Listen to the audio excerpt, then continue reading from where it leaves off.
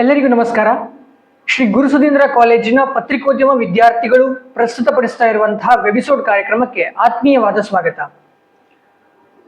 ವಿಶ್ವವಿದ್ಯಾಲಯವು ಕ್ರೀಡಾ ಕ್ಷೇತ್ರದಲ್ಲಿ ವಿಶೇಷವಾದಂತಹ ಪ್ರತಿಭೆಯನ್ನ ಉಳ್ಳಂತಹ ವಿದ್ಯಾರ್ಥಿಗಳನ್ನ ಯೂನಿವರ್ಸಿಟಿ ಬ್ಲೂ ಎಂದು ಗುರುತಿಸಲ್ಪಡುತ್ತದೆ.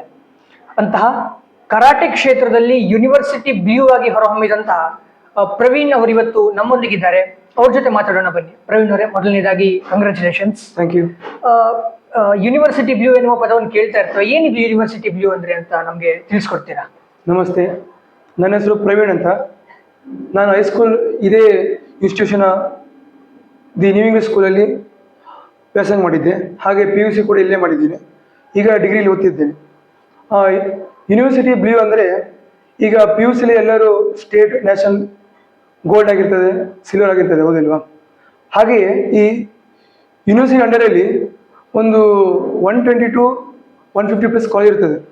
ಅದರಿಂದ ಎಲ್ಲ ಪ್ಲೇಯರು ಕೂಡ ಬರ್ತಿದ್ದಾರೆ ಸೆಲೆಕ್ಷನ್ಗೋಸ್ಕರ, ಬರೀ ಒಂದೇ ಒಂದು ಯೂನಿವರ್ಸಿಟಿ ಬ್ಲೂಗೋಸ್ಕರ. ಈಗ ಅಲ್ಲಿ ಕಾಂಪಿಟ್ ಅಂದರೆ ತುಂಬ ಕಷ್ಟ ಇರ್ತದೆ ಬ್ಲೂ ಆಗಬೇಕಂದ್ರೆ.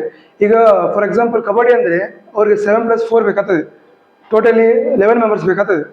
ಅದರಲ್ಲಿ ಬರೋ ಪಾರ್ಟಿಸಿಪೆಂಟ್ ಸಂಖ್ಯೆ ಎಷ್ಟು ಅಂದರೆ ಮಿನಿಮಮ್ 150 to 200 ಪ್ಲಸ್ ಬರ್ತದೆ.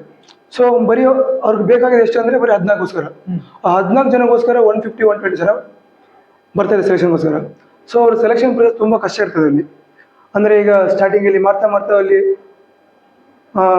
ಅವ್ರಿಗೆ ಎಷ್ಟು ಜನ ಬೇಕು ನೋಡಿ, ಯಾರು ಒಳ್ಳೆ ಪ್ಲೇ ಮಾಡ್ತಾರೋ ಅವ್ರನ್ನ ಟಾಪ್ 11 ತನಕ ಸೆಲೆಕ್ಟ್ ಮಾಡ್ತಾರೆ. ಆ ಟಾಪ್ 11 ಏನು ಮಾಡ್ತಿದ್ದಾರೆ, ಸ್ವಲ್ಪ ಟೈಮ್ ಕೊಟ್ಟು ಆ ಪ್ರೊಸೆಸ್ ಆದಮೇಲೆ ಆ ಕಾಲೇಜ್ ತಿಳಿಸ್ತಾರೆ, ನಿಮ್ಮ ವಿದ್ಯಾರ್ಥಿ ನಮ್ಮ ಯೂನಿವರ್ಸಿಟಿ ಬ್ಲೂ ಎಂದು ತಿಳಿಸ್ತಾರೆ. ಹಾಗೆಯೇ ಅವರಿಗೆ ಯೂನಿವರ್ಸಿಟಿ ಬ್ಲೂ ಆದ್ಮೇಲೆ ತಕ್ಷಣ ಅವರಿಗೆ 1 ವಾರ ಅಥವಾ 10 ದಿನ ಕ್ಯಾಂಪ್ ಕೊಡ್ತಾರೆ. ಅಂದರೆ ಯೂನಿವರ್ಸಿಟಿ ಬ್ಲೂ ಆದ ತಕ್ಷಣ ಸೌತ್ ವೆಸ್ಟ್ ಝೋನ್, ಹಾಗೆ ಆಲ್ ಇಂಡಿಯಾ ಇರ್ತದೆ, ಆಲ್ ಇಂಡಿಯಾ, ಅದು ಪ್ರಿಪರೇಷನ್ಸ್ ಕರೀತಾರೆ. ಹೀಗೆ ಎಸ್, ಈ ಕರಾಟೆ ಕ್ಷೇತ್ರದಲ್ಲಿ ನಿಮಗೆ ಆಸಕ್ತಿ ಮೂಡೋದಕ್ಕೆ ಏನು ಕಾರಣ ಇತ್ತು? ನಿಮ್ಮ ಇನ್ಸ್ಪಿರೇಷನ್ ಏನಾದರೂ ಇತ್ತ ಹೇಗೆ ಅಂತ? ನನಗೆ ಕರಾಟೆ ಕ್ಷೇತ್ರಕ್ಕೆ ಇಂಟ್ರೆಸ್ಟ್ ಯಾಕಂದರೆ ನಾನು ಫಸ್ಟ್ ಚೂಸ್ ಸ್ಪೋರ್ಟ್ಸ್ ಅಂದರೆ ಕರಾಟೆ. ಸೊ ನಾನು 3ನೇ ಕ್ಲಾಸ್ ಇರುವಾಗನೇ ಸೇರಿದ್ದು. ಸೊ ಅದಕ್ಕೋಸ್ಕರ 3ರಿಂದ ಒಂದು 7ನೇ ಕ್ಲಾಸ್ ತನಕ ಹೋಗಿದ್ದೆ ಕರಾಟೆ ಕ್ಲಾಸಲ್ಲಿ. ಆಮೇಲೆ ಸ್ವಲ್ಪ ಡ್ರಾಪ್ ಔಟ್ ಆಯಿತು. ಆಮೇಲೆ PUCಯಿಂದ ಸ್ಟಾರ್ಟ್ ಮಾಡಿದೆ. ಆಮೇಲೆ PUC ಇದ್ದಾಗ ನಮಗೆ ಕೊರೋನಾ ಇದರಿಂದ ಸ್ಪೋರ್ಟ್ಸ್ ಇಲ್ಲಾಗಿತ್ತು. ಡಿಗ್ರಿಯಲ್ಲಿ ಜಾಯಿನ್ ಮಾಡಿದೆ. ನಾನು ಧಾರವಾಡ ಹೋಗಿದ್ದೆ, ಅಲ್ಲಿ 1 ವರ್ಷ ಮಾಡಿದ್ದೆ.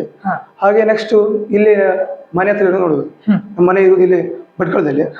ಸೊ ನಮಗೆ ವಿನಾಯಕ್ ಸರ್ ಮೊದಲೇ ಗೊತ್ತಿದ್ದವರು, ವಿನಾಯಕ್ ಸರ್ ಅವರು ನಮಗೆ ಹೇಳಿದ್ದಾರೆ, ಬನ್ನಿ ತಮ್ಮ ನಮ್ಮ ಕಾಲೇಜಿಗೆ ಬನ್ನಿ, ಈ ರೀತಿ ನಮ್ಮಲ್ಲಿ ಸ್ಪೋರ್ಟ್ಸ್ ಒಳ್ಳೆ ಉಂಟು, ಸಪೋರ್ಟ್ ಮಾಡ್ತೀವಿ, ಬನ್ನಿ, ನಿಮಗೆ ಏನೇನು ಫೆಸಿಲಿಟೀಸ್ ಬೇಕಂದ್ರೆ. ಬಂದೆ, ಇಲ್ಲಿ ಪ್ರಿನ್ಸಿಪಲ್ ಸರ್ ವಿಶ್ವಾಸ ಸರ್ನ ಫುಲ್ ಮೀಟ್ ಮಾಡಿದೆ. ಅವ್ರು ಹೇಳಿದ್ರು, ಬನ್ನಿ ನಮ್ಮಲ್ಲಿ BBA ಉಂಟು, ಚೂಸ್ ಮಾಡಿ, ಒಳ್ಳೆ ಸ್ಪೋರ್ಟ್ಸ್ ಉಂಟು, ಮತ್ತು ನಿಮ್ಗೆ ಬೇಕಾದ್ರೆ ಮ್ಯಾನೇಜ್ಮೆಂಟ್ ಆ್ಯಕ್ಟಿವಿಟೀಸ್ ಉಂಟು, ಇಲ್ಲಿ ಸೇರಿ ಅಂತ ಹೇಳಿದರು. ಸೊ ನಾನು ಚೂಸ್ ಮಾಡಿದ್ದೀನಿ. ಸೊ ಇಲ್ಲಿ ಯೂನಿವರ್ಸಿಟಿ ಗೇಮ್ಸ್ ಅಂದರೆ ನಮಗೆ ಫಸ್ಟ್ ಟೈಮ್ ಅಲ್ಲ, ಮೊದಲೇ ಬರೆಯಲ್ಲ, PUC ಗೇಮ್ಸ್ನಾಗ ಆಡಿದ್ವಿ. ಸೊ ಯೂನಿವರ್ಸಿಟಿ ಗೇಮ್ಸ್ ಬಂದೆ, ಕರಾಟೆ ಉಂಟು ಅಂತ ಹೇಳಿದ್ರು. ಫಸ್ಟ್ ಇಯರ್ ಹೋಗಿದ್ದೆ, ಬ್ಲೂ ಆಗಿಲ್ಲ, ಅಲ್ಲಿ ಯಾವುದೇ ರೀತಿಯ ಕ್ರೈಟೀರಿಯಾ ಇರ್ತದೆ. ಸೊ ಫಸ್ಟ್ ಇಯರ್ ಆಗಲಿಲ್ಲ. ಸೊ ಅದು ನಾನು ಕೈ ಬಿಡಲಿಲ್ಲ. ಡೇ ಬೈ ಡೇ ನೈಟ್ ತನಕ ಫುಲ್ಲು ಹಾರ್ಡ್ ವರ್ಕ್ ಮಾಡ್ತಿದ್ದೆ. ಕರಾಟೆಯಲ್ಲಿ ಏನಾದರೂ ಒಂದು ದೊಡ್ಡ ಅಚೀವ್ಮೆಂಟ್ ಮಾಡ್ಬೇಕು ಹೇಳಿ.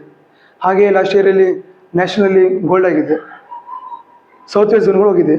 ಹಾಗೆ ಯೂನಿವರ್ಸಿಟಿ ಬ್ಲೂ ಸೆಲೆಕ್ಷನ್ ಬಂತು. 1 ವಾರ ಆಯಿತು. 1 ವಾರ ಹತ್ರ ಬರುವಾಗ ಫುಲ್ ಪ್ರಾಕ್ಟೀಸ್ ಮಾಡ್ತಿದ್ವಿ. ನಮ್ಗೆ ವಿನಾಯಕ್ ಸರ್ ಹೇಳಿದ್ರು, ತಮ್ಮ ಬೇಗ ರೆಡಿ ಆಗಂತ ಹೇಳಿ. ಸೊ ನಾನು ಪ್ರಾಕ್ಟೀಸ್ ಮಾಡ್ತಿದ್ದೆ. ನಮಗೆ ಸೆಲೆಕ್ಷನ್ ಎಲ್ಲಾಗಿದೆ ಅಂತ ಹೇಳಿದ್ರೆ, ನಮ್ಮ ವಿಶ್ವವಿದ್ಯಾಲಯದಲ್ಲೇ ಕರಾಟೆ ಸೆಲೆಕ್ಷನ್ ಆಯಿತು. ಅತ್ಯುತ್ತಮವಾಗಿ ಪ್ರದರ್ಶನ ನೀಡಿದಾಗೆ ನಂಗೆ ಯೂನಿವರ್ಸಿಟಿ ಬ್ಲೂ ಆಗಿ ಕೊಟ್ಟಿದ್ರು. ನೀವು ಯೂನಿವರ್ಸಿಟಿ ಬ್ಲೂ ಆಗಿ ಹೊರಹೊಮ್ಮಿದಾಗ ನಿಮ್ಮ ಪೇರೆಂಟ್ಸ್ಗೆ ಎಷ್ಟು ಖುಷಿ ಆಯಿತು, ಅಥವಾ ನಿಮ್ಮ ಟೀಚರ್ಸ್ಗಳು ಸಪೋರ್ಟ್ ಮಾಡಿದಂಥ ರೀತಿ ಹೇಗಿತ್ತು ಅನ್ನೋದನ್ನು ಹೇಳೋದಾದ್ರೆ? ಯೂನಿವರ್ಸಿಟಿ ಬ್ಲೂ ಆದ ತಕ್ಷಣ ನಾನು ನಮ್ಮ ಕಾಲೇಜಿಗೆ ಮತ್ತೆ ತಿಳಿಸಿದೆ, ನಮಗೆ ಇಲ್ಲಿ ಕಳಿಸಿದ್ದು ಇವರೇ ಅಲ್ವಾ, ಹೌದು ಹೇಳಿದೆ.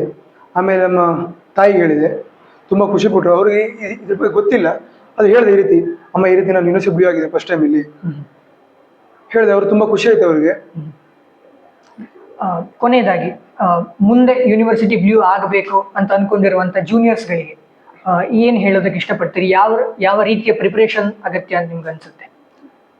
ಯೂನಿವರ್ಸಿಟಿ ಬ್ಲೂ ಆಗಬೇಕಂದ್ರೆ ಏನು ಹೇಳ್ಬೇಕಂದ್ರೆ ತುಂಬ ಕಷ್ಟಪಡ್ಬೇಕು. ಯಾಕಂದರೆ ಇಲ್ಲಿ ನಾರ್ಮಲಾಗಿ ಡಿಸ್ಟ್ರಿಕ್ಟ್ ಸ್ಟೇಟ್ ಆಡ್ದಂಗಿಲ್ಲ ಯೂನಿವರ್ಸಿಟಿ ಬ್ಲೂ, ಸಾಧಾರಣ ಅಲ್ಲ. ಯಾಕೆಂದರೆ ಅಲ್ಲಿ ಪಾರ್ಟಿಸಿಪೇಟ್ 100-200 ಜನ ಎಲ್ಲರೂ ಒಳ್ಳೊಳ್ಳೆ ಪ್ಲೇಯರ್ ಆಗಿರ್ತಾರೆ.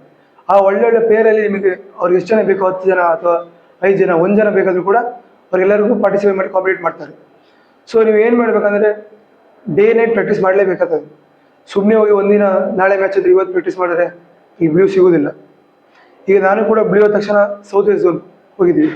ಅದು ಮಧ್ಯಪ್ರದೇಶದ ಭೋಪಾಲ್ನಲ್ಲಿ ಆಗಿತ್ತು, ಅಲೆನ್ ಸಿಟಿ ಯೂನಿವರ್ಸಿಟಿಯಲ್ಲಿ ಹೋಗಿದ್ದೇನೆ. ನಂಗೊಂದು ಫಸ್ಟ್ ಟೈಮ್ ಯೂನಿವರ್ಸಿಟಿ ಬ್ಲೂ ಆಗಿ ಹೋಗಿದ್ದು. ಸೌತ್ ವೆಸ್ಟ್ ಝೋನ್ ಅಂದರೆ ಒಂದು 12 ಸ್ಟೇಟ್ ಬರ್ತದೆ, 12 ಸ್ಟೇಟ್ ಪಾರ್ಟಿಸಿಪೇಟ್ ಆಗ್ತದೆ. ಸೊ ಹೋಗಿದೆ, ನಮಗೊಂಥರ ಫಸ್ಟ್ ಟೈಮ್ ಮೈಯೆಲ್ಲ ಒಂಥರ ಪ್ರೆಷರ್ ಇರ್ತದಲ್ಲ, ಫಸ್ಟ್ ಟೈಮ್ ನೋಡೋದು. ಮತ್ತೆ ಎಲ್ಲ ನಾರ್ತ್ ಅವರೆಲ್ಲ ಬರ್ತದೆ, ನಾರ್ತ್ ಅವರೆಲ್ಲ. ಸೊ ಹೋಗಿದೆ, ಪಾರ್ಟಿಸಿಪೇಟ್ ಮಾಡಿದೆ. ನಂಬಿಕೆ ಇತ್ತು ಏನಾರು ನಮ್ಮ ಬೆಸ್ಟ್ ಕೊಡುವಂತೆ ಹೋಗಿದ್ದೆ, ಪಾರ್ಟಿಸಿಪೇಟ್ ಮಾಡಿದೆ. ಅಲ್ಲಿ ಕೂಡ ನಂದು ಟಾಪ್ 12 ಆಯಿತು ಫಸ್ಟ್ ಟೈಮ್. ನಮ್ಮ ಉತ್ತರಾಖಂಡ ಡಿಸ್ಟಿಕಲ್ಲೇ first time all India select ಆಗಿದ್ದು ನಾನು ಒಬ್ಬನೇ. ಮತ್ತು ನಮ್ಮ ಕಾಲೇಜಲ್ಲಿ ಕೂಡ ಫಸ್ಟ್ ಟೈಮ್ ಸೆಲೆಕ್ಟ್ ಆಗಿದೆ, ನಂಗೆ ತುಂಬ ಖುಷಿ ಆಯಿತು. ಹಾಗೆ ಆಲ್ ಇಂಡಿಯಾ ಸೆಲೆಕ್ಟ್ ಆದೆ. ಅದು ಹರಿಯಾಣದ MD ಯೂನಿವರ್ಸಿಟಿಯಲ್ಲಿ ಆಗಿತ್ತು. ಸೊ ಇಲ್ಲಿಂದ ಒಬ್ಬನೇ ಸೆಂಟರಿಂದ ನಾನು ಒಬ್ಬನೇ ಹೋಗಬೇಕಾಗಿತ್ತು, ಜೊತೆಗೆ ಯಾರು ಬರಲಿಲ್ಲ. ನಮ್ಮ ಕಾಲೇಜವರು ಕೂಡ ನನಗೆ ನಮ್ಮದು ಕರೆಕ್ಟ್ ಯೂನಿಫಾರ್ಮ್ ಸ್ಪಾನ್ಸರ್ ಮಾಡಿದ್ದಾರೆ. ತುಂಬ ಖುಷಿ ಆಯಿತು. ಕೇಳಿದ ತಕ್ಷಣ ಯಾವುದೇ ರೀತಿಯ ಇಗ್ನೋರ್ ಮಾಡದೆ ಬೇಗನೆ ನಮಗೆ ಡ್ರೆಸ್ ಫೆಸಿಲಿಟೀಸ್ ಮಾಡಿದ್ರು. ತುಂಬ ಖುಷಿ ಆಯಿತು. ಆಲ್ ಇಂಡಿಯಾ ಹೋಗಿದೆ, ಅಲ್ಲಿ ಟಾಪ್ 16 ಆಯಿತು. ಈ ರೀತಿಯೇ ಹಾರ್ಡ್ ವರ್ಕ್ ಮಾಡಲೇಬೇಕು ಯೂನಿವರ್ಸಿಟಿ ಆಗಬೇಕಂದ್ರೆ. ನೆಕ್ಸ್ಟು ನಿಮ್ಮ ಮುಂದಿನ ಭವಿಷ್ಯ ಇನ್ನೂ ಅತ್ಯುತ್ತಮವಾಗಿ ಉಜ್ವಲವಾಗಿರಲಿ ಅಂತ ನಾವೆಲ್ಲರೂ ಹಾರೈಸ್ತೇವೆ. Thank you sir.